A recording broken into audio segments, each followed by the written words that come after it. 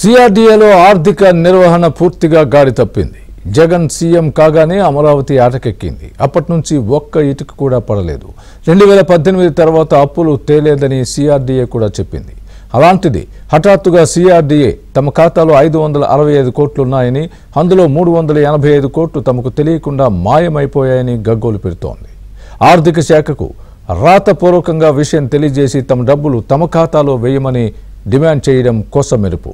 Jagan and co మాయలు మతలబులకు ఇదొక నిదర్శనం.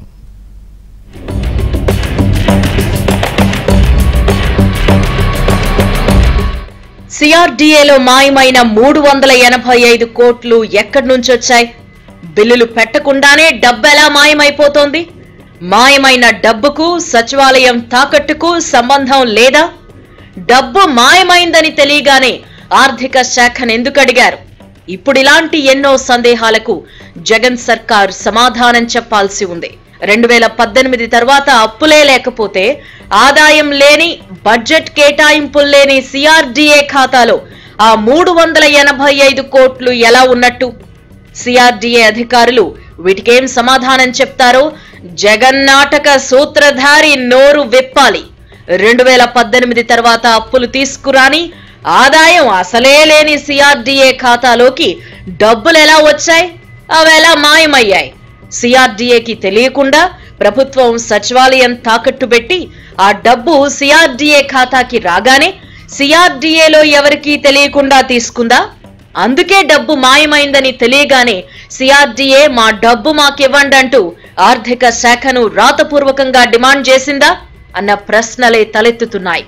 నిజానికి ఆదాయం లేక కార్యకలాపాలు ఆపేసిన సిఆర్డీఏకి హఠాత్తుగా కోట్ల రూపాయల ఆదాయం ఎలా వచ్చిందో ఇప్పుడందరికీ $1 మిలియన్ ప్రశ్నగా మారింది.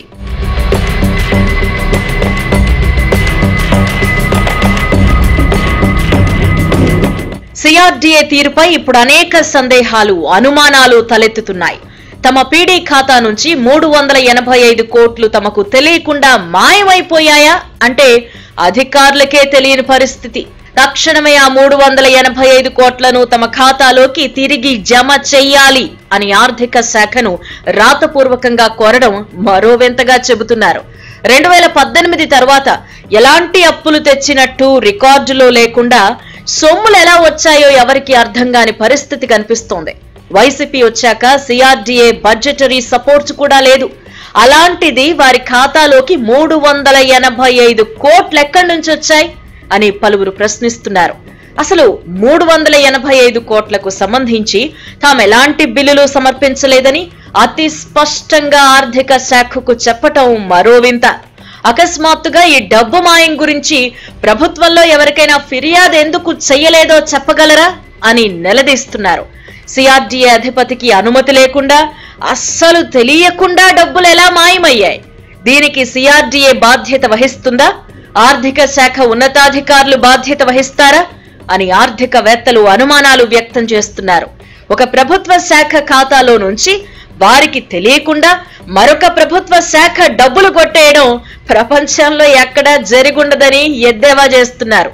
రాష్ట్రంలో ఆర్థిక నిర్వహణ ఎంత అస్తవ్యస్తంగా ఉందో ఈ ఉదంతం నిరూపిస్తోందని ఆర్థికవేత్తలు, మేధావులు అంటున్నారు.